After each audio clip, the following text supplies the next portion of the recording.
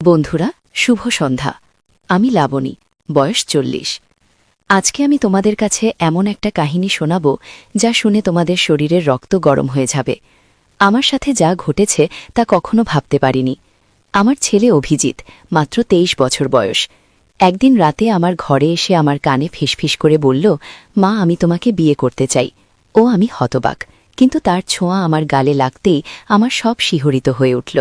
আমার ভেতরে এক অদ্ভুত আবেগ জেগে উঠল। আমি স্তব্ধ হয়ে গেলাম। অভিজিৎ আমার সামনে দাঁড়িয়ে আছে, তার চোখে এক অদ্ভুত দৃষ্টি। আমি জিজ্ঞেস করলাম, কি বললি তুই? অভিজিৎ আবার বলল, মা, আমি তোমাকে বিয়ে করতে চাই। আমি ভাবলাম অভি নিশ্চয়ই কোনো মজা করছে। আমি বললাম, অভিসব কি বলছিস? এটা কি কোনো প্র্যাঙ্ক? অভিজিৎ আমার হাত ধরল। তার হাত ঠান্ডা, অস্বাভাবিক রকমের ঠান্ডা। মা, আমি মজা করছি না। আমি গত কয়েক মাস ধরে এটাই ভাবছি। আমি জানি এটা অস্বাভাবিক, কিন্তু আমি নিজেকে আটকাতে পারছি না। আমি আগেই চিৎকার করে উঠলাম, অভিসব কি বলছিস? তুই কি পাগল হয়ে গেছিস? তখন অভিজিৎ একটা বাক্স বের করল, একটা ছোট্ট বাক্স, যেমন আংটি রাখা হয়। আমি আরও ভয় পেয়ে গেলাম। সে বাক্সটা খুলল, কিন্তু তার ভেতরে আংটি ছিল না, ছিল একটা ছোট্ট চাবি। মা, এটা দেখো। সে বলল, এটা একটা বিশেষ চাবি।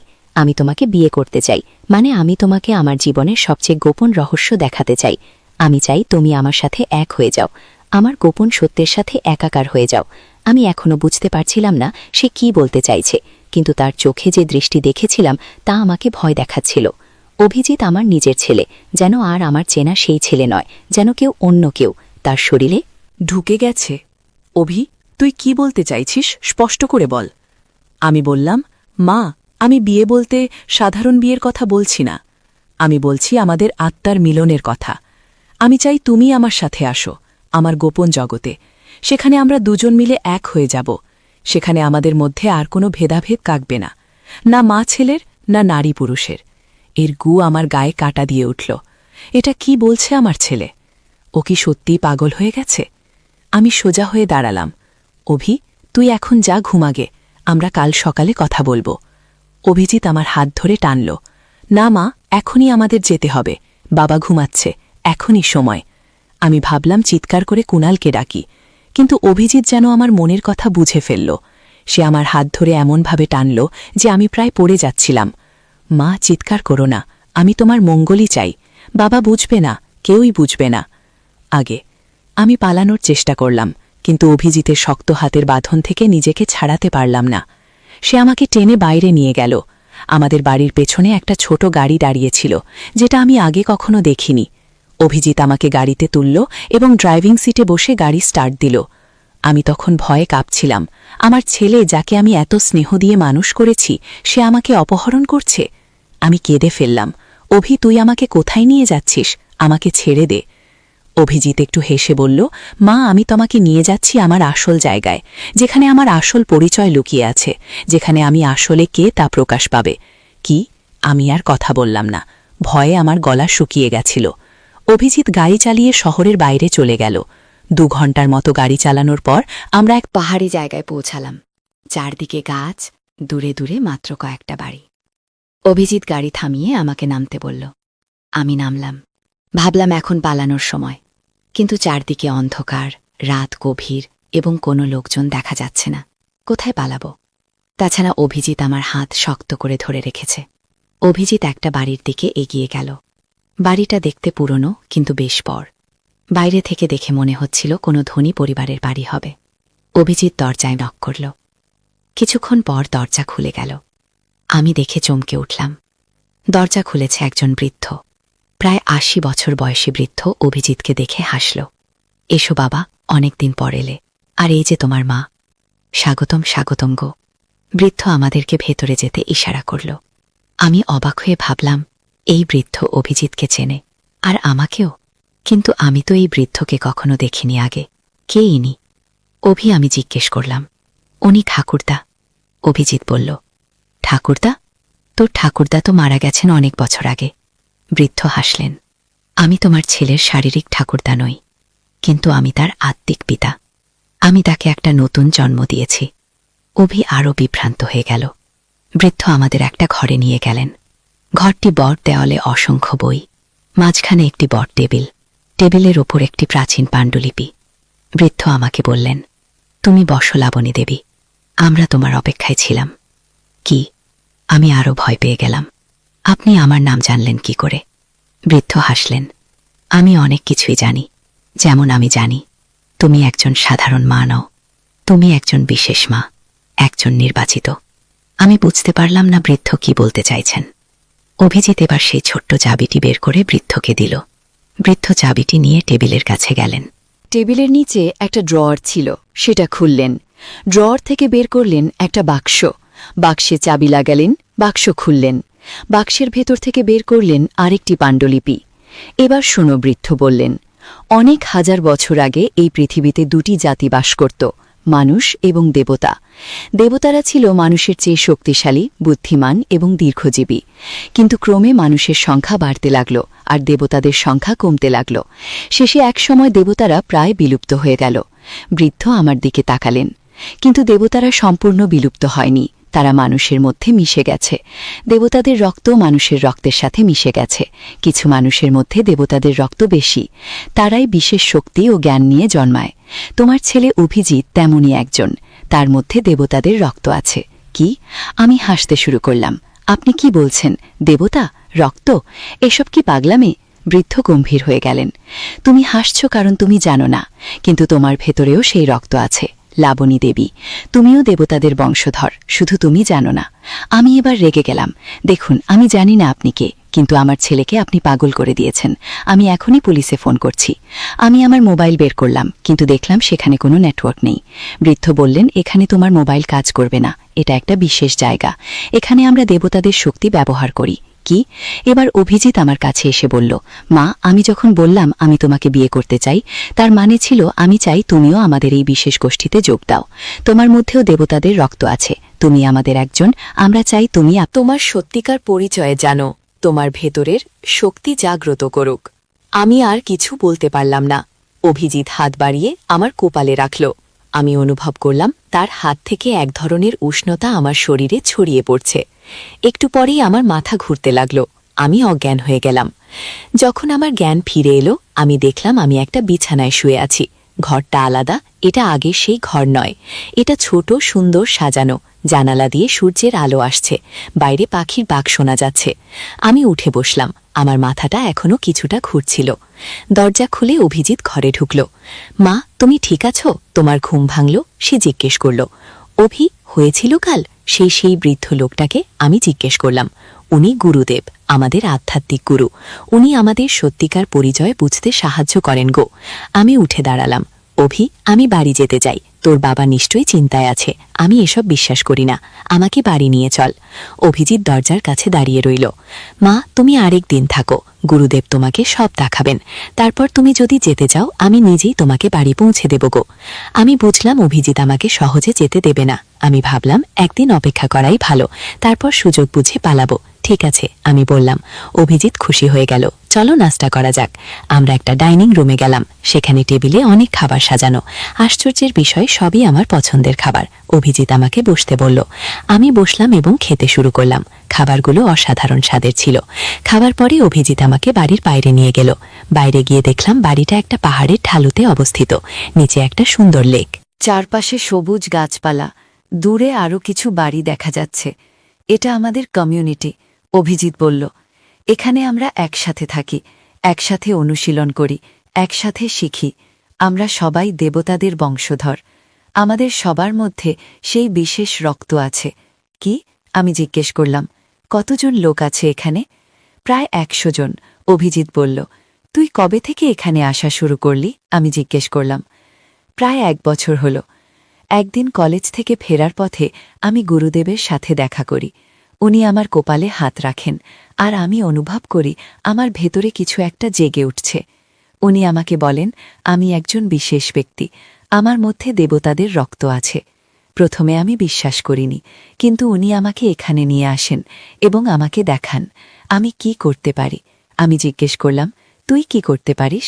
অভিজিৎ একটু হাসল। সে তার হাত বাড়িয়ে সামনের একটা পাথরের দিকে তাক করল। পাথরটা ধীরে ধীরে উপরে উঠতে লাগল, যেন কেউ তুলে ধরছে। আমি চমকে উঠলাম। এটা কি করে সম্ভব? এটাই আমাদের শক্তি, অভিজিৎ বলল। আমরা মনের শক্তি দিয়ে জিনিস নাড়াতে পারি, অন্যের মনের কথা বুঝতে পারি, ভবিষ্যৎ দেখতে পারি। কিন্তু এসব শক্তি ব্যবহার করার জন্য আমাদের অনুশীলন করতে হয়, ধ্যান করতে হয়। আমি অবাক হয়ে তাকিয়েছিলাম, এটা কি সত্যি নাকি অভিজিৎ কোনো ট্রিক করছে? তুই বাবাকে কিছু বলিসনি কেন? আমি জিজ্ঞেস করলাম। বাবা বুঝবে না, অভিজিৎ বলল। তার মধ্যে দেবতাদের রক্ত নেই, সে মনে করবে আমরা পাগল হয়ে গেছি। কিন্তু তোমার মধ্যে আছে মা, তুমিও একজন। আমি চাই তুমি তোমার শক্তি আবিষ্কার করো। আমি এখনও বিশ্বাস করতে পারছিলাম না, কিন্তু অভিজিতের কথাগুলো আমার মনে দাগ কাটছিল। আমি কি সত্যিই বিশেষ কেউ? দিনটা আমরা ঘুরে ঘুরে কাটালাম। অভিজিৎ আমাকে কমিউনিটির বিভিন্ন জায়গা দেখালো। আমি দেখলাম লোকেরা ধ্যান করছে, যোগ ব্যায়াম করছে, গ্রন্থ পড়ছে। সবাই আমাকে দেখে হাসছিল, স্বাগত জানাচ্ছিল। সন্ধ্যার অভিজিৎ আমাকে বলল, মা, আমরা এখন একটু দূরে যাব, আমাদের মন্দিরে। মন্দির? এখানে মন্দির আছে? আমি জিজ্ঞেস করলাম। হ্যাঁ, পাহাড়ের ওপারে একটি গুহার ভেতরে আমাদের প্রাচীন মন্দির আছে। সেখানেই আমাদের গোপন পাণ্ডুলিপি এবং শক্তির উৎস রয়েছে। গুরুদেব সেখানে আমাদের অপেক্ষা করছেন। কি? আমি ভয় পেয়ে গেলাম, কিন্তু এটাই আমার পালানোর সুযোগ হতে পারে ভেবে রাজি হলাম। আমরা গাড়িতে করে যাত্রা শুরু করলাম। গাড়ি একটা কাঁচা রাস্তা ধরে পাহাড়ের দিকে উঠতে লাগল। প্রায় আধ ঘণ্টা পর গাড়ি একটা সমতল জায়গায় থামল। সেখান থেকে হেঁটে যেতে হবে। অন্ধকার ঘন হয়ে উঠেছিল। অভিজিৎ একটা টর্চ জ্বালাল। এই পথ ধরে, সে বলল। আমরা হাঁটতে লাগলাম। চারপাশের জঙ্গল থেকে বিচিত্র সব শব্দ আসছিল, পাখি, কীটপতঙ্গ এবং অন্যান্য প্রাণীর ডাক। আমি ভয়ে কাঁপছিলাম।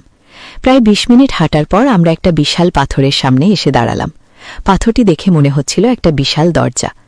অভিজিৎ হাত বাড়িয়ে পাথরের স্পর্শ করল এবং কিছু মন্ত্র আউডাল।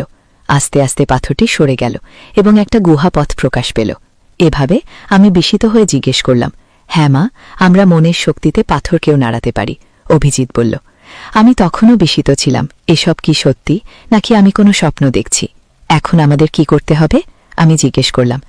গুরুদেব বললেন, আমাদের এখন আরও অনেক দেবসন্তানকে খুঁজে বের করতে হবে। যাদের মধ্যে আমাদের রক্ত আছে তাদের জাগিয়ে তুলতে হবে। একসময় আমরা আবার আমাদের হারানো রাজত্ব ফিরে পাব গো। আমি একটু চিন্তিত হয়ে পড়লাম। আমরা কি মানুষদের ক্ষতি করব? গুরুদেব হাসলেন না। লাবণী দেবী, আমরা মানুষদের রক্ষা করব, আমরা তাদের সাহায্য করব। আমাদের গান ও শক্তি দিয়ে আমরা এই পৃথিবীকে আরও উন্নত করব। মানুষ এখন নিজেদের ধ্বংস করে ফেলছে। যুদ্ধ, দূষণ, লোভ। আমরা তাদের নতুন পথ দেখাব। ও, আমি ভাবলাম হয়তো এটাই সত্যি। হয়তো আমরা সত্যি বিশেষ এবং আমাদের একটা উদ্দেশ্য আছে। কিন্তু আমার স্বামী? আমি জিজ্ঞেস করলাম, কুনাল, সে কি জানে? অভিজিৎ বলল, বাবার মধ্যে দেবরক্ত নেই মা, কিন্তু সে আমাদের পরিবারের অংশ। আমরা তাকে রক্ষা করব। গুরুদেব আমার হাত ধরলেন। এখন তোমাকে তোমার শক্তি নিয়ন্ত্রণ করতে শিখতে হবে। এটা সহজ নয়, কিন্তু আমরা তোমাকে সাহায্য করব। গো। নদীর ধারে এক গ্রাম। প্রথম অধ্যায়, শুরুর কথা। পদ্মা নদীর ধারে ছোট্ট একটা গ্রাম, নামটা হল কুসুমপুর। এই গ্রামে বাস করত একটা ছেলে, তার নাম রাকিব। রাকিবের বয়স মাত্র ২২ বছর। লেখাপড়ায় ভালো ছিল সে, কিন্তু টাকার অভাবে ঢাকা বিশ্ববিদ্যালয়ে ভর্তি পরীক্ষা দিতে পারেনি। এখন গ্রামের স্কুলে পড়ায়, মাসে বেতন পায় ১০,০০০ টাকা। রাকিবের বাবা মারা গেছেন ৩ বছর আগে। মা আছেন, ছোট্ট একটা বোন আছে, নাম মিথিলা। মিথিলার বয়স ১৫। এইচএসসি পরীক্ষা দেবে আগামী বছর। রাকিবের স্বপ্ন ছিল মিথিলাকে ডাক্তার বানাবে, কিন্তু স্বপ্ন আর বাস্তবের মধ্যে অনেক দূরত্ব। শীতের সকাল, কুয়াশায় ঢাকা গ্রাম। রাকিব স্কুলে যাওয়ার জন্য তৈরি হচ্ছে। মা খাবার দিয়েছে একটা টিফিন বক্সে, ভাত আর ডিম ভাজি। রাকিব সাইকেল নিয়ে বেরিয়ে পড়ল। স্কুল ৫ কিলোমিটার দূরে। পথে যেতে যেতে রাকিব ভাবছিল তার জীবনের কথা। এই গ্রামে আর কতদিন থাকবে? ঢাকায় গিয়ে কিছু করা যায় কিনা? কিন্তু মা আর মিথিলাকে রেখে কিভাবে যাবে? মনটা খারাপ হয়ে গেল। স্কুলে পৌঁছে দেখল হেড স্যার দাঁড়িয়ে আছেন। হেড স্যার মানিক স্যার, বয়স ৫০-এর কাছাকাছি, ভালো মানুষ, রাকিবকে অনেক স্নেহ করেন। রাকিব, একটু আমার রুমে এসো। মানিক স্যার বললেন। রাকিব রুমে ঢুকল। মানিক স্যার বললেন, তুমি তো জানো আমাদের স্কুলের অবস্থা ভালো না, সরকারি অনুদান কমে গেছে, আমরা হয়তো তোমার বেতন আর বাড়াতে পারব না। আগিয়ে রাকিবের মনটা ভেঙে গেল, কিন্তু সে কিছু বলল না, শুধু মাথা নেড়ে বলল, বুঝতে পারছি স্যার। অভি একটা খবর আছে, মানিক স্যার বললেন, শুনেছি জেলা শহরে একটা এনজিও শিক্ষক খুঁজছে, বেতন ভালো, 15,000 টাকা, তুমি চাইলে আবেদন করতে পারো। রাকিব একটু ভাবল, জেলা শহর মানে প্রায় 30 কিলোমিটার দূরে, রোজ যাওয়া আসা করা মুশকিল, থাকতে হবে সেখানে। স্যার, আমি ভেবে দেখি কো। রাকিব বলল। ক্লাস শুরু হলো, রাকিব বাচ্চাদের বাংলা পড়াচ্ছে, ছোট্ট ছোট্ট মুখ, সবাই মন দিয়ে শুনছে। রাকিব ভাবল, এই বাচ্চাদের ছেড়ে কিভাবে যাবে। স্কুল ছুটির পর রাকিব বাড়ি ফিরল, মা রান্না করছে, মিথিলা পড়াশোনা করছে। রাকিব মাকে বলল এনজিওর কথা, মা চুপ করে রইল কিছুক্ষণ, তারপর বলল, ভাই তুমি যা ভালো মনে করো তাই করো, আমরা সামলে নেব। কিন্তু রাকিব দেখল মায়ের চোখে পানি। দ্বিতীয় অধ্যায়, নতুন সিদ্ধান্ত। সেই রাতে রাকিব ঘুমাতে পারল না, বারবার একই চিন্তা মাথায় আসছে, কি করবে, এখানে থাকবে নাকি নতুন জায়গায় যাবে। পরদিন শুক্রবার, ছুটির দিন। রাকিব সকালে উঠে নদীর ধারে গেল, পদ্মা নদী, শীতকালে পানি কমে যায়, বালুর চর জেগে ওঠে। রাকিব একটা চরের ওপর বসল, দূরে মাছ ধরা নৌকা দেখা যাচ্ছে। রাকিব ছোটবেলার কথা ভাবল, বাবা জীবিত ছিলেন তখন, বাবাও মাছ ধরতেন, একদিন নৌকা উল্টে গিয়ে বাবা ডুবে মারা যান। সেদিন থেকে রাকিবের জীবন বদলে গেল। লেখাপড়া ছেড়ে দিতে হল, মাকে সাহায্য করতে হল। হঠাৎ কেউ পেছন থেকে ডাকল, রাকিব ভাই। রাকিব ফিরে তাকাল, দেখল তার বন্ধু সাজিদ দাঁড়িয়ে আছে। সাজিদ ঢাকায় থাকে, প্রাইভেট কোম্পানিতে চাকরি করে, গ্রামে এসেছে ঈদের ছুটিতে। সাজিদ, কবে এলি? রাকিব খুশি হল। গতকাল এলাম, তোর খুঁজেই এসেছিলাম। কি? সাজিদ পাশে বসো। দুই বন্ধু অনেকক্ষণ গল্প করল। সাজিদ বলল তার চাকরির কথা, ঢাকার জীবনযাপনের কথা। রাকিব শুনল চুপচাপ। তারপর সাজিদ জিজ্ঞেস করল, তুই এই গ্রামে আর কতদিন পড়ে থাকবি? ঢাকায় চলে আয় না, আমি তোকে চাকরি খুঁজে দেব। রাকিব মাথা নাড়াল। মা আর মিথিলাকে রেখে কিভাবে যাব? ওদেরকে নিয়ে আয় ঢাকায়, ভাড়া বাসায় থাকবি। সাজিদ বলল, তোকে তো জানি, ঢাকায় এক রুম ভাড়া নিতে কত টাকা লাগে। আমার সামর্থ্য আছে। রাকিব তিক্ত হাসল। সাজিদ কিছু বলল না, সে জানে রাকিবের সমস্যা। দুপুরে রাকিব বাড়ি ফিরল, মা খাবার দিয়েছে, ভাত, ডাল আর একটা মাছ। রাকিব খেতে খেতে ভাবছিল, জীবনটা কেন এত কঠিন। খাওয়ার পর মিথিলা এলো। ভাইয়া, আমার পরীক্ষার ফি দিতে হবে, 5,000 টাকা। রাকিবের মাথায় হাত। এই মাসে বেতন পাবে 10,000 টাকা, তার মধ্যে বাড়ি ভাড়া 3,000, মায়ের ওষুধ 2,000, খরচপাতি 3,000। পরীক্ষার ফি দেবে কোথা থেকে? চিন্তা করিস না, ব্যবস্থা হবে। কি? রাকিব বলল। কিন্তু ব্যবস্থা হবে কিভাবে? রাকিব জানে না। সেই রাতে রাকিব মনস্থির করল, সে জেলা শহরে এনজিওর চাকরির জন্য আবেদন করবে। 15,000 টাকা হলে অনেক কিছু করা যাবে। তৃতীয় অধ্যায়, নতুন পথ। সোমবার সকালে রাকিব জেলা শহরে গেল, এনজিওর অফিস খুঁজে পেল। একটা 3তলা বিল্ডিং, ভেতরে ঢুকে নাম লিখো রিসেপশনে। কিছুক্ষণ পর ডাক পড়ল, একটা রুমে ঢুকো রাকিব। দেখল একজন ভদ্রমহিলা বসে আছেন, বয়স 40-এর কাছাকাছি, হাসি মুখ। বসুন। আপনার নাম? মহিলা জিজ্ঞেস করলেন। রাকিব। রাকিব হোসেন। গু, আপনার সার্টিফিকেট? রাকিব ব্যাগ থেকে সার্টিফিকেট বের করে দিল। মহিলা দেখলেন, আপনি গ্রামে পড়ান? মহিলা জিজ্ঞেস করলেন। জি, ইমাম, 3 বছর ধরে। ও, আমরা গ্রামের স্কুলে কাজ করি, আপনার অভিজ্ঞতা কাজে লাগবে। গু। মহিলা আরও কিছু প্রশ্ন করলেন। রাকিব উত্তর দিল। তারপর মহিলা বললেন, ঠিক আছে, আমরা আপনাকে জানাব, 1 সপ্তাহের মধ্যে ফোন করব। রাকিব বের হয়ে এলো, মনটা একটু হালকা লাগল। হয়তো চাকরি হবে, কিন্তু সমস্যা হলো অন্য জায়গা। রাকিব গ্রামে ফিরে দেখল মা অসুস্থ হয়ে পড়েছে, জ্বর হয়েছে, ডাক্তার ডেকে আনতে হলো। ডাক্তার ওষুধ লিখে দিল। ওষুধের দাম 1,000 টাকা। রাকিবের পকেটে 5 টাকা ছিল, বাকি 5 টাকা ধার করতে হলো পাশের বাড়ির কাকার কাছে। মা শুয়ে শুয়ে বলল, ভাই তুমি জেলা শহরে চাকরি নিও না, আমরা এখানে থাকি গো। না মা, তোমার চিকিৎসার জন্য টাকা লাগবে, মিথিলার পড়াশোনার জন্য টাকা লাগবে, আমাকে ভালো চাকরি করতে হবে, রাকিব বলল। পরের সপ্তাহে রাকিবের ফোন এলো, এনজিও থেকে চাকরি হয়েছে, পরের মাস থেকে জয়েন করতে হবে। রাকিব খুশি হল, কিন্তু সাথে সাথে চিন্তাও হল, জেলা শহরে থাকবে কোথায়? বাসা ভাড়া নিতে হবে, সেই টাকা কোথায়? রাকিব মানিক স্যারের কাছে গেল, সব বলল। মানিক স্যার শুনলেন, তারপর বললেন, তুমি চিন্তা করো না, আমার জেলা শহরে একটা ছোট্ট ফ্ল্যাট আছে, খালি পড়ে আছে, তুমি সেখানে থাকতে পারো, প্রথম 3 মাস ভাড়া লাগবে না। আগে রাকিবের চোখে পানি এলো। স্যার আপনি গো, তুমি ভালো ছেলে, তোমার উন্নতি হোক এটাই চাই। মানিক স্যার হাসলেন। রাকিব স্যারের পা ছুঁয়ে সালাম করল। 4র্থ অধ্যায়, জেলা শহরের নতুন জীবন। পরের মাসের প্রথম দিনে রাকিব জেলা শহরে চলে এলো।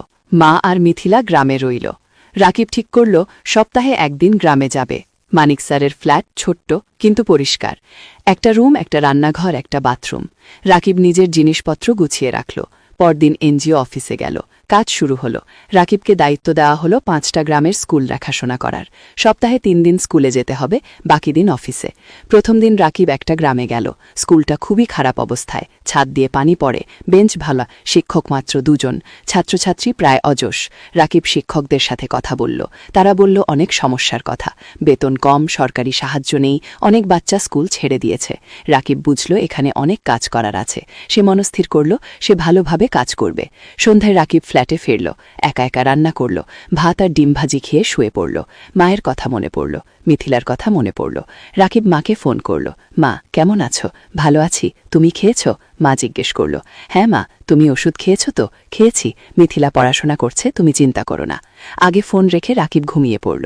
দিন যাচ্ছে, রাকিব কাজে মন দিচ্ছে। সে দেখছে স্কুলগুলোর অবস্থা ধীরে ধীরে ভালো হচ্ছে, এনজিও থেকে সাহায্য আসছে, নতুন বেঞ্চ এসেছে, ছাদ মেরামত হয়েছে, শিক্ষকদের ট্রেনিং দেওয়া হচ্ছে। রাকিব খুশি, তার মনে হচ্ছে সে কিছু ভালো কাজ করছে। 3 মাস পর রাকিব প্রথম বেতন পেল, 15,000 টাকা। রাকিব সাথে সাথে 10,000 টাকা মাকে পাঠিয়ে দিল। বাকি 5,000 টাকা দিয়ে নিজের খরচ চালাবে। মা ফোন করে কাঁদল। ভাই তুমি এত টাকা পাঠালে, তোমার কি হবে? মা তুমি চিন্তা করো না, আমার হয়ে যাবে, তুমি ভালো থাকো গো। রাকিবের মনে হল জীবনে প্রথমবার সে কিছু করতে পারছে। পঞ্চম অধ্যায়, নতুন বন্ধুত্ব। এনজিও অফিসে রাকিবের সহকর্মী অনেক। তার মধ্যে একজন মেয়ে আছে, নাম তানিয়া। তানিয়া ঢাকা থেকে এসেছে, লেখাপড়া করেছে ঢাকা বিশ্ববিদ্যালয়ে।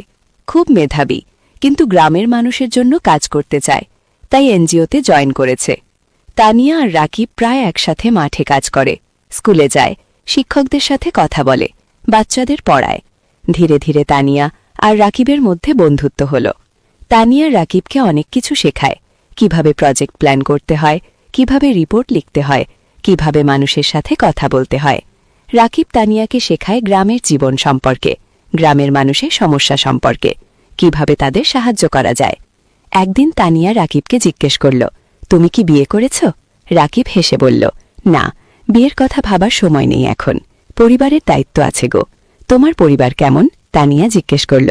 রাকিব তার মা আর মিথিলার কথা বলল, বাবার মৃত্যুর কথা বলল, কিভাবে সে সংসার চালাচ্ছে সেই কথা বলল।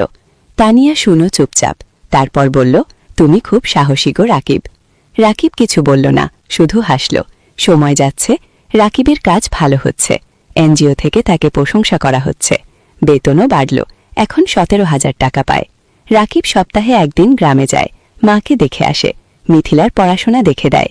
মিথিলা এখন কলেজে পড়ছে, সে ডাক্তার হতে চায়। একদিন মা রাকিবকে বলল, ভাই তোর বিয়ের কথা ভাবা উচিত কি? রাকিব হাসল, মা এখনো সময় আছে, আগে মিথিলাকে প্রতিষ্ঠিত করি কি। কিন্তু তোর বয়স হয়ে যাচ্ছে, আমি চিন্তায় থাকি কি। মা বলল, তুমি চিন্তা করো না মা, সব ঠিক হবে। ষষ্ঠ অধ্যায়, প্রেম আর স্বপ্ন। 1 বছর পার হয়ে গেল। রাকিব এখন এনজিওতে প্রজেক্ট কোঅর্ডিনেটর, বেতন 20,000 টাকা। সে এখন একটা ভাড়া বাসায় থাকে, মাসে ভাড়া 5,000 টাকা। তবু মাকে প্রতি মাসে 12,000 টাকা পাঠায়। মিথিলা খুব ভালো ফলাফল করেছে, সে মেডিকেল কলেজে ভর্তি হতে চায়, কিন্তু ভর্তি পরীক্ষার জন্য কোচিং করতে হবে। কোচিং ফি অনেক। রাকিব চিন্তায় পড়ল, কোথা থেকে টাকা আসবে। তানিয়া বুঝতে পারল রাকিবের সমস্যা। একদিন সে বলল, রাকিব তুমি কিছু চিন্তিত মনে হচ্ছে। রাকিব মিথিলার কথা বলল। তানিয়া বলল, আমি আমার এক বন্ধুকে জানি, সে ঢাকায় মেডিকেল কোচিং সেন্টার চালায়, আমি তাকে বলবো, হয়তো কম ফিতে তোমার বোনকে ভর্তি করে নেবে কি। রাকিব অবাক হল, তুমি এত সাহায্য করছো কেন? তানিয়া চুপ করে রইল কিছুক্ষণ, তারপর বলল, কারণ তুমি ভালো মানুষ। রাকিব কিছু বলল না, কিন্তু মনের ভেতর একটা অনুভূতি হল, পরের সপ্তাহে তানিয়া তার বন্ধুর সাথে রাকিবের কথা হলো। বন্ধু রাজি হল মিথিলাকে অর্ধেক ফিতে ভর্তি করতে। রাকিব খুশিতে আত্মহারা। সে তানিয়াকে ধন্যবাদ দিল বারবার। তানিয়া হেসে বলল, ধন্যবাদ না, একটা ট্রিট দাও। রাকিব তানিয়াকে নিয়ে গেল একটা রেস্টুরেন্টে। দুজন একসাথে খাবার খেল, অনেক গল্প করল, হাসল। খাবার পর বাইরে বের হয়ে তানিয়া বলল, রাকিব, আমি তোমাকে একটা কথা বলতে চাই। বলো তানিয়া। একটু থেমে বলল, আমি তোমাকে ভালোবাসি। রাকিব স্তব্ধ হয়ে গেল। কি বলবে বুঝতে পারল না। তানিয়া বলল, আমি জানি এটা হঠাৎ শোনাচ্ছে, কিন্তু 1 বছর ধরে তোমার সাথে কাজ করছি। তোমার চরিত্র, তোমার পরিবারের প্রতি দায়িত্ববোধ, তোমার সততা সবকিছু দেখেছি। তুমি আমার মনে জায়গা করে নিয়েছ। রাকিব কিছুক্ষণ চুপ করে রইল। তারপর বলল, তানিয়া, আমি জানি না কি বলবো। তুমি ঢাকার মেয়ে, উচ্চশিক্ষিত। আমি একজন সাধারণ গ্রামের ছেলে। আমার পরিবার গরিব। আমার অনেক দায়িত্ব আছে। তানিয়া রাকিবের হাত ধরল। এগুলো আমার কাছে কোনো সমস্যা নয়। আমি তোমাকে চাই, তোমার টাকা বা স্ট্যাটাস নয়। রাকিবের চোখে পানি এলো। তানিয়া, আমি তোমাকে কিছু দিতে পারবো না। তুমি আমাকে ভালোবাসা দিতে পারবে, সততা দিতে পারবে। এটাই যথেষ্ট। ও রাকিব তানিয়ার দিকে তাকালো। তারপর বলল, আমিও তোমাকে ভালোবাসি, কিন্তু ভয় পাচ্ছি। কিসের ভয়? তানিয়া জিজ্ঞেস করল। ভয় পাচ্ছি তোমার পরিবার রাজি হবে না। ভয় পাচ্ছি আমি তোমাকে সুখী করতে পারবো না। তানিয়া হাসল। আমার পরিবার আমাকে বিশ্বাস করে। আমি যদি খুশি থাকি, তারা খুশি থাকবে। আর তুমি আমাকে সুখী করতে পারবে কিনা সেটা সময় বলবে। আমরা একসাথে চেষ্টা করব। সেই রাতে রাকিব ঘুমাতে পারল না। সারা রাত তানিয়ার কথা ভাবল। জীবনে প্রথমবার কেউ তাকে এভাবে ভালোবাসে। আসল 7ম অধ্যায়, বাধা আর চ্যালেঞ্জ। পরের সপ্তাহে রাকিব গ্রামে গেল। মাকে সব কথা বলল, তানিয়ার কথা, প্রেমের কথা। মা শুনল চুপচাপ। তারপর বলল, মেয়ে কেমন? খুব ভালো মা, তুমি তাকে দেখলে পছন্দ করবে। কি তার পরিবার রাজি হবে? আমরা তো গরিব। খিমা চিন্তিত হল। তানিয়া বলেছে তার পরিবার তাকে বিশ্বাস করে, সমস্যা হবে না। আগে মিথিলা খুশি হল।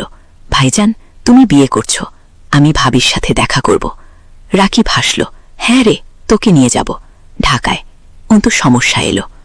অন্যদিকে তানিয়া তার বাবা মাকে রাকিবের কথা বলল। প্রথমে তারা খুশি হল, কিন্তু যখন জানল রাকিব একজন এনজিও কর্মী, বেতন মাত্র 20,000 টাকা, তখন তারা আপত্তি করল। তানিয়ার বাবা বললেন, তানিয়া, তুমি ঢাকা বিশ্ববিদ্যালয় থেকে পাশ করেছ। তুমি একজন ভালো চাকরিজীবী ছেলে পাবে। এই ছেলে তোমাকে কি দেবে? তানিয়া বলল, বাবা, আমি টাকার জন্য বিয়ে করছি না। আমি রাকিবকে ভালোবাসি। বলল, ভালোবাসা দিয়ে সংসার চলে না। কি? তানিয়ার মা বললেন, বাবা মা, রাকিব খুব সৎ এবং পরিশ্রমী। সে তার পরিবারের জন্য অনেক কষ্ট করছে। এরকম মানুষ এখন কমই আছে। কি? তানিয়া বোঝানোর চেষ্টা করল, আমরা সময় চাই, আমরা ছেলেটাকে দেখতে চাই। কি? তানিয়ার বাবা বললেন। তানিয়া রাকিবকে ফোন করে সব বলল। রাকিব শোনো। তারপর বলল, আমি জানতাম এটা হবে গো, তুমি হাল ছেড়ে দিও না, আমি তাদের বোঝাবো। তানিয়া বলল। পরের মাসে রাকিব ঢাকায় গেল। তানিয়ার বাবা মার সাথে দেখা করল। তারা রাকিবকে অনেক প্রশ্ন করল। রাকিব সব সততার সাথে উত্তর দিল। তানিয়ার বাবা বললেন, তুমি তোমার ভবিষ্যৎ নিয়ে কি ভাবছ? তুমি সারা জীবন এনজিওতে থাকবে? রাকিব বলল, আঙ্কেল, আমি স্বপ্ন দেখি একদিন নিজের একটা স্কুল করব। গ্রামের গরিব ছেলে মেয়েদের বিনামূল্যে পড়াবো। এটা আমার লক্ষ্য। তানিয়ার বাবা অবাক হলেন। তুমি কি জানো একটা স্কুল খুলতে কত টাকা লাগে? জানি আঙ্কেল, কিন্তু আমি বিশ্বাস করি যদি সততার সাথে চেষ্টা করি একদিন সফল হব গো। তানিয়ার বাবা কিছু বললেন না, কিন্তু রাকিবের চোখে যে আগুন দেখলেন সেটা তাকে ভাবিয়ে তুলল। সেই রাতে তানিয়ার বাবা মা আলোচনা করলেন। তারপর তারা রাজি হলেন, কিন্তু একটা শর্ত দিলেন, রাকিবকে আরও ভালো চাকরি খুঁজতে হবে। রাকিব শর্ত মেনে নিল। 8ম অধ্যায়, নতুন সুযোগ। বিয়ের প্রস্তুতি শুরু হলো, কিন্তু রাকিব চিন্তায় ছিল।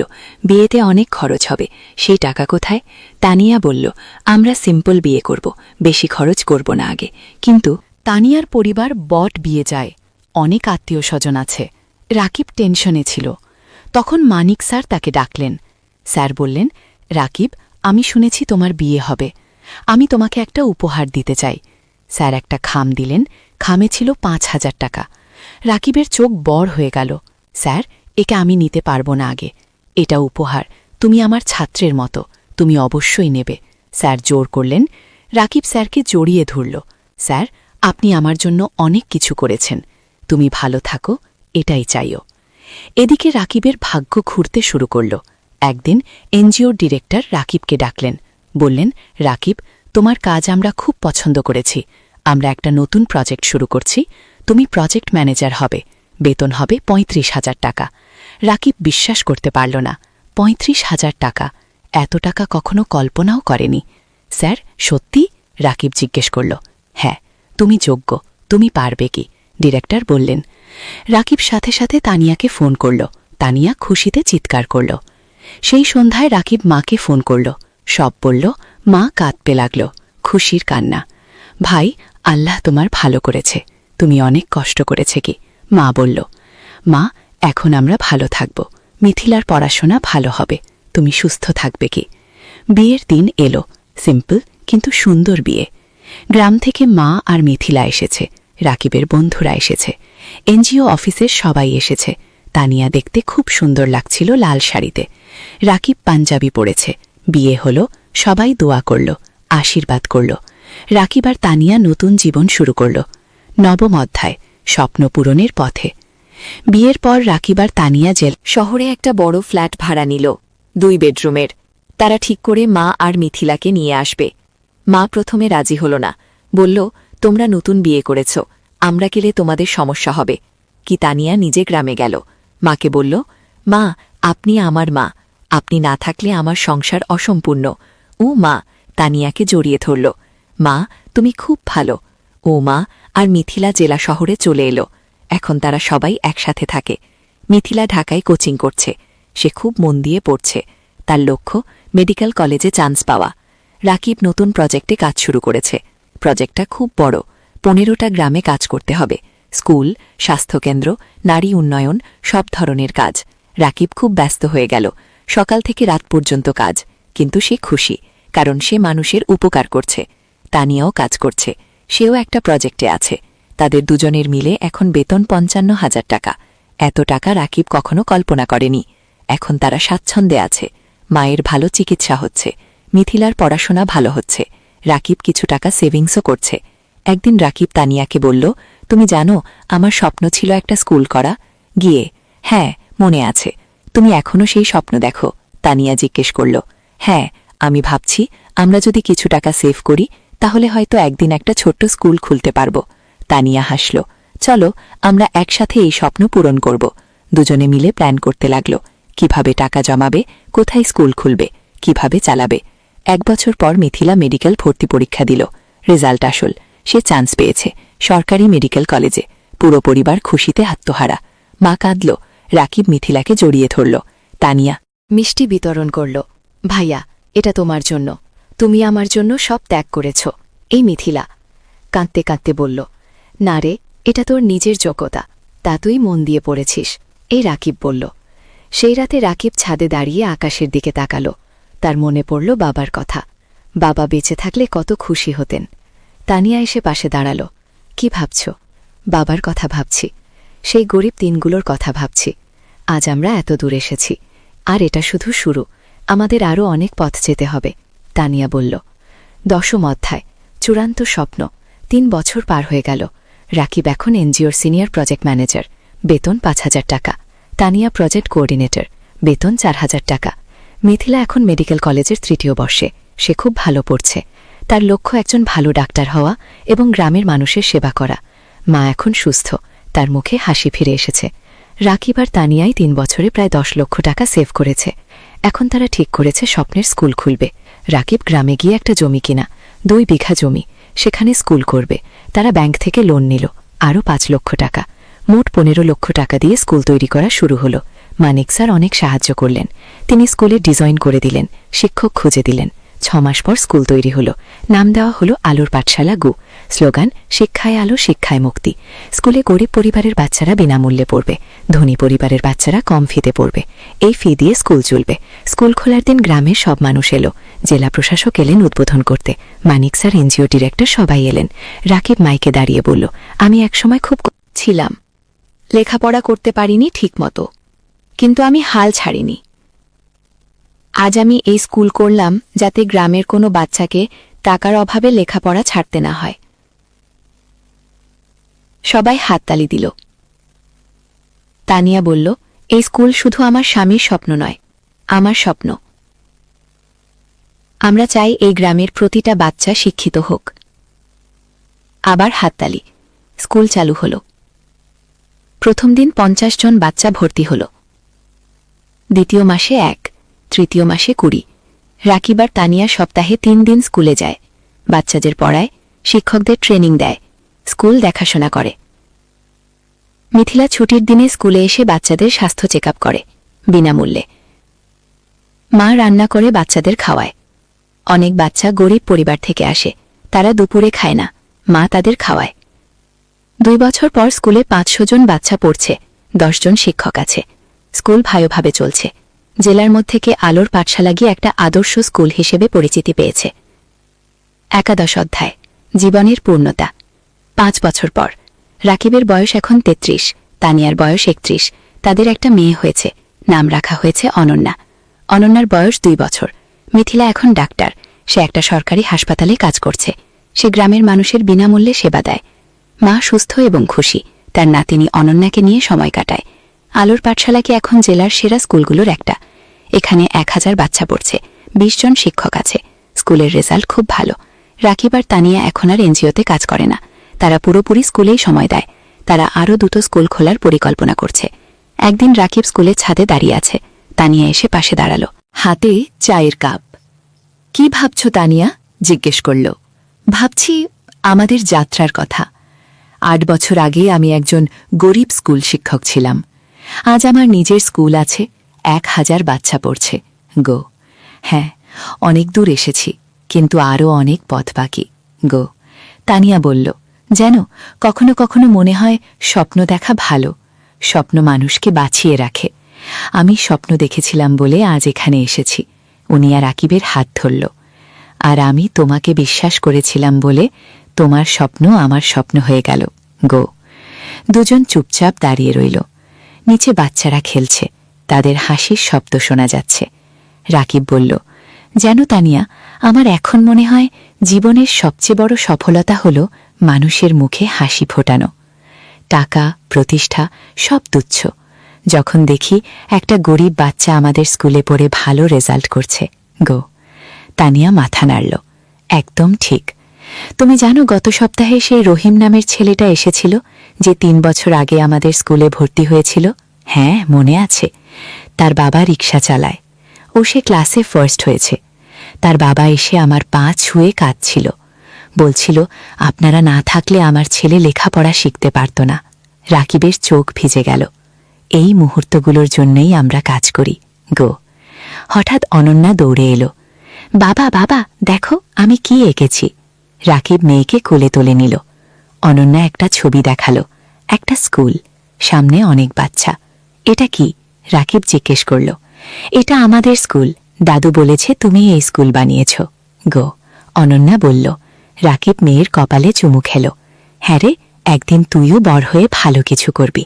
গো। আমি ডাক্তার হব, মাসির মতো, তারপর গরিব মানুষদের দেখু। অনন্যা বলল। তানিয়া হাসল।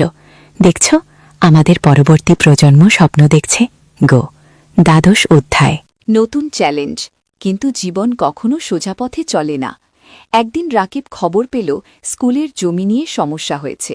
একজন স্থানীয় রাজনীতিবিদ দাবি করছে জমিটা তার। রাকিব চিন্তায় পড়ে গেল। সে আইনজীবীর সাথে দেখা করল। আইনজীবী বলল, কাগজপত্র দেখাও। রাকিব সব কাগজ দেখাল। আইনজীবী দেখে বলল, তোমার কাগজ ঠিক আছে, কিন্তু ওই লোক ক্ষমতাবান, সে ঝামেলা করবে কো। তাহলে কি করব? রাকিব জিজ্ঞেস করল।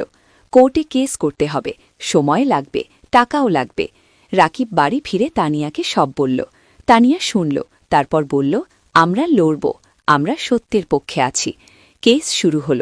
প্রতি সপ্তাহে কোর্টে যেতে হচ্ছে, আইনজীবীর ফি দিতে হচ্ছে, টাকা খরচ হচ্ছে অনেক, কিন্তু রাকিব হাল ছাড়ল না। সে জানে সে ন্যায়ের পক্ষে। এই সময় গ্রামের মানুষ রাকিবের পাশে দাঁড়াল। তারা একটা কমিটি করল, সবাই মিলে টাকা তুলল রাকিবকে সাহায্য করার জন্য। একদিন গ্রামের চেয়ারম্যান রাকিবের কাছে এসে বলল, রাকিব, তুমি আমাদের গ্রামের গর্ব, তুমি আমাদের বাচ্চাদের শিক্ষিত করছ, আমরা তোমাকে একা ছাড়ব না। রাকিব কান্নায় ভেঙে পড়ল। আপনারা আমার পরিবার, ও মানিক স্যারও সাহায্য করলেন। তিনি জেলা প্রশাসকের সাথে কথা বলল। প্রশাসক বিশ্বাসটা দেখলেন। 6 মাস পর কোর্ট রায় দিল রাকিবের পক্ষে। জমি রাকিবেরই। সেদিন স্কুলে উৎসব হল, সবাই খুশি, বাচ্চারা নাচল গাইল। রাকিব মাইকে বলল, আজ আমরা জিতেছি, কিন্তু এটা শুধু আমার জয় নয়, এটা আমাদের সবার জয়, সত্যের জয়, প্রযোদয়, সম্প্রসারণ। কেস জেতার পর রাকিবের আত্মবিশ্বাস বেড়ে গেল। সে ঠিক করল আরও একটা স্কুল খুলবে পাশের জেলায়। তানিয়া রাজি হল। তারা আবার সেভিংস শুরু করল। এই সময় একটা বড় সুখবর এলো। একটা আন্তর্জাতিক এনজিও তাদের স্কুলের কথা শুনেছে, তারা সাহায্য করতে চায়। এনজিওর একজন প্রতিনিধি এলোই আলোর পাঠশালা দেখতে। সে সব দেখল, শিক্ষকদের সাথে কথা বলল, বাচ্চাদের সাথে কথা বলল। তারপর সে রাকিবকে বলল, আমরা আপনার কাজে মুগ্ধ, আমরা আপনাকে 10 লক্ষ টাকা গ্রান্টস দিতে চাই নতুন স্কুলের জন্য। রাকিব বিশ্বাস করতে পারল না। 10 লক্ষ টাকা? সত্যি? রাকিব জিজ্ঞেস করল। হ্যাঁ, আপনি একটা প্রস্তাব লিখে পাঠান, আমরা অনুমোদন করব। রাকিব আর তানিয়া রাত দিন পরিশ্রম করে প্রস্তাব লিখল, পাঠিয়ে দিল। 1 মাস পর অনুমোদন এলো, 10 লক্ষ টাকা। রাকিব পাশের জেলায় জমি কিনা, নতুন স্কুল তৈরি শুরু হল। এবার আরও বড় স্কুল, আরও ভালো সুবিধা। মিথিলা বলল, ভাইজান, নতুন স্কুলে একটা হেলথ ক্লিনিক বানাও, আমি সপ্তাহে 1 দিন এসে বাচ্চাদের দেখব। চমৎকার আইডিয়া, রাকিব বলল। নতুন স্কুলে একটা হেলথ ক্লিনিকও তৈরি হল। মিথিলা আর তার 2 জন সহকর্মী ডাক্তার সেখানে বিনামূল্যে সেবা দেয়া। নতুন স্কুলের নাম দেয়া হল এলোই আলোর পাঠশালা। এখানেও গরিব বাচ্চারা বিনামূল্যে পড়ে। 1 বছরে দ্বিতীয় স্কুলেও 5000 বাচ্চা ভর্তি হল। রাকিবের স্বপ্ন আরও বড় হল। সে ভাবল জেলার প্রতিটা গ্রামে একটা করে স্কুল করবে। 14 অধ্যায়, পুরস্কার। 3 বছর পর রাকিব এখন 40 বছরের। তার 5টায় এলোই আলোর পাঠশালা আছে, 5টা জেলায়। প্রায় 3000 বাচ্চা পড়ছে, 30 জন শিক্ষক কাজ করছে। একদিন রাকিব একটা ফোন পেল, ঢাকা থেকে, শিক্ষা মন্ত্রণালয় থেকে। আপনি রাকিব হোসেন? ফোনে একজন জিজ্ঞেস করল। আপনাকে জানাতে পেরে আনন্দিত যে আপনার নাম জাতীয় শিক্ষা পুরস্কারের জন্য নির্বাচিত হয়েছে। আপনি গ্রামীণ শিক্ষায় অসামান্য অবদান রেখেছেন। রাকিব স্তব্ধ হয়ে গেল। জাতীয় পুরস্কার? সত্যি? রাকিব জিজ্ঞেস করল। হ্যাঁ, আগামী মাসে ঢাকায় অনুষ্ঠান হবে। মাননীয় প্রধানমন্ত্রী পুরস্কার দেবেন। কে? রাকিব ফোন রেখে তানিয়াকে জড়িয়ে ধরল। তান, আমরা জাতীয় পুরস্কার পেয়েছি। তানিয়া কাঁদতে লাগল খুশির কান্না। তুমি পেরেছ, তুমি সত্যিই পেরেছ। মা খবর শুনে কাঁদল। ভাই, তোর বাবা বেঁচে থাকলে কত খুশি হতো গো। মিথিলা বলল, ভাইজান, তুমি আমার হিরো গো। অনন্যা এখন 7 বছর, বলল, বাবা, তুমি সবচেয়ে ভালো বাবা। পুরস্কারের দিন ঢাকা বঙ্গবন। রাকিব স্যুট পরেছে, তানিয়া শাড়ি পরেছে। মা, মিথিলা, অনন্যা সবাই গেছে। মানিক স্যারও গেছেন। তিনি রাকিবকে বললেন, আমি গর্বিত তোমার শিক্ষক ছিলাম গো। অনুষ্ঠানে অনেক মানুষ। রাকিবের নাম ডাকা হলো, সে মঞ্চে উঠল। প্রধানমন্ত্রী তাকে পুরস্কার দিলেন, একটা ক্রেস্ট, একটা সার্টিফিকেট আর 5 লাখ টাকা। রাকিব মাইকে দাঁড়িয়ে বলল, আমি একজন সাধারণ গ্রামের ছেলে। আমার বাবা রিকশা চালাতেন। আমি গরিব পরিবার থেকে এসেছি, কিন্তু আমি স্বপ্ন দেখতে ছাড়িনি। আজ আমি এখানে দাঁড়িয়ে বলতে পারি যে কেউ পারে, যদি সে চেষ্টা করে গিয়ে। পুরো হল হাততালিতে মুখরিত হল। এই পুরস্কার শুধু আমার নয়, এটা আমার স্ত্রী তানিয়ার, আমার মায়ের, আমার বোন মিথিলার, আমার গুরু মানিক স্যারের, আর আমার সেই সব বাচ্চাদের যারা আলোর পাঠশালায় পড়ছে গো। আবার হাততালি। অনুষ্ঠান শেষ হল, সবাই বাড়ি ফিরল। সেই রাতে রাকিব ব্যালকনিতে দাঁড়িয়ে আকাশের দিকে তাকালো। তার মনে পড়ল সেই দিনের কথা, যখন সে পদ্মা নদীর ধারে বসে ভাবছিল জীবন দিয়ে কি করবে। আজ সেই জীবন কত বদলে গেছে। তানিয়া এসে পাশে দাঁড়ালো। কি ভাবছ? ভাবছি আমরা কত দূর এসেছি, আর ভাবছি আমাদের এখনো কত কাজ বাকি। হ্যাঁ, আমাদের স্বপ্ন এখনো শেষ হয়নি। কে? তানিয়া বলল। 5ম অধ্যায়, উত্তরাধিকার। আরও 5 বছর কেটে গেল। রাকিবের বয়স এখন 45। তার 10টাই আলোর পাঠশালা গো আছে। 10টা জেলায় 6000 বাচ্চা পড়ছে, 600 শিক্ষক কাজ করছে। মিথিলা এখন একজন সফল ডাক্তার। সে নিজের একটা হাসপাতাল খুলেছে, গরিব মানুষদের বিনামূল্যে চিকিৎসা দেয়। অনন্যা এখন 12 বছর। সে আলোর পাঠশালাতেই পড়ছে। সে খুব মেধাবী। তার স্বপ্ন শিক্ষক হওয়া, বাবার মতো। মা এখন অনেক বয়স্ক, কিন্তু সুস্থ। সে নাতি নাতুনিদের নিয়ে সময় কাটায়। হ্যাঁ, রাকিবের এখন 2 সন্তান। অনন্যার পরে একটা ছেলে হয়েছে, নাম অনির্বাণ, বয়স 5 বছর। রাকিব এখন একটা বট শিক্ষা প্রতিষ্ঠানের প্রতিষ্ঠাতা। তার কাজের স্বীকৃতি সারা দেশে। বিদেশ থেকেও মানুষ আসে তার স্কুল দেখতে। কিন্তু রাকিব এখনও সেই সাধারণ মানুষই আছে। সে নিজে স্কুলে যায়, বাচ্চাদের পড়ায়, তাদের সাথে খেলে। একদিন একজন সাংবাদিক রাকিবকে ইন্টারভিউ করতে এলো। সে জিজ্ঞেস করল, আপনার সাফল্যের রহস্য কি? রাকিব হেসে বলল, রহস্য বলে কিছু নেই, শুধু 3টি জিনিস: স্বপ্ন, পরিশ্রম আর সততা। আপনার ভবিষ্যৎ পরিকল্পনা? আরও 20টা স্কুল খুলব, প্রতিটা জেলায়, যাতে কোনো বাচ্চা শিক্ষা থেকে বঞ্চিত না হয়। আপনি কি রাজনীতিতে আসবেন? অনেকে বলছে আপনি দেশের জন্য অনেক করতে পারবেন। রাকিব মাথা না। আমি শিক্ষক থাকতে চাই, রাজনীতি আমার জায়গা নয়। সাংবাদিক আরও অনেক প্রশ্ন করল, রাকিব উত্তর দিল। সেই রাতে টিভিতে ইন্টারভিউ দেখানো হলো, পুরো দেশ দেখল। অনেক মানুষ অনুপ্রাণিত হল রাকিবের গল্পে। পরের দিন রাকিবের ফোন বাজতে লাগল। অনেক মানুষ সাহায্য করতে চায়, ডোনেশন দিতে চায়, স্বেচ্ছাসেবক হতে চায়। রাকিব তানিয়াকে বলল, দেখছ, মানুষ ভালো কাজে এগিয়ে আসতে চায়, শুধু সুযোগ দরকার। তানিয়া বলল, হ্যাঁ, আর তুমি সেই সুযোগ তৈরি করেছ। জানতাম না, কিন্তু তোমাকে পেয়েছিলাম বলে সম্ভব হয়েছে গো। না, তুমি পেরেছ, তোমার ইচ্ছাশক্তি আর কঠোর পরিশ্রমের কারণে। আমি শুধু সাথে ছিলাম গো। তুমি শুধু সাথে ছিলে না, তুমি আমার শক্তি ছিলে, আমার অনুপ্রেরণা ছিলে গো। দুজন চুপচাপ বসে রইল। নিচে কি আলোর পাঠশালাগো দেখা যাচ্ছে, বাচ্চারা খেলছে। রাকিব বলল, জানো তানিয়া, আমি এখন শান্তিতে আছি। আমার মনে হয় আমি আমার জীবন দিয়ে কিছু অর্থবহ করতে পেরেছি গো। তুমি পেরেছ, তুমি হাজারো জীবন বদলে দিয়েছ গো। তানিয়া বলল। হঠাৎ অনন্যা এলো। বাবা, মা খাবার তৈরি। রাকিব উঠে দাঁড়াল। চল। 3 জন একসাথে নিচে নামল। পরিবার একসাথে বসে খাবার খেল, হাসগল্প করল। রাতে শোয়ার আগে রাকিব জানালার পাশে দাঁড়িয়ে বাইরে তাকাল। দূরে তারা জ্বলছে। রাকিব মনে মনে ভাবল, জীবন একটা যাত্রা, কখনো কঠিন, কখনো সহজ। কিন্তু যদি তুমি স্বপ্ন দেখো, যদি তুমি পরিশ্রম করো, যদি তুমি সৎ থাকো, তাহলে তুমি অবশ্যই সফল হবে। আর সবচেয়ে বড় সফলতা হলো যখন তুমি অন্যের জীবনে আলো জ্বালাতে পারো। রাকিব হাসল, তারপর বিছানায় শুয়ে পড়ল। গভীর ঘুমে তলিয়ে গেল। শান্তির ঘুম, পরিতৃপ্তির ঘুম। কারণ সে জানে তার জীবন সার্থক হয়েছে, তার স্বপ্ন পূরণ হয়েছে। আর এটাই জীবনের সবচেয়ে বড় পাওয়া।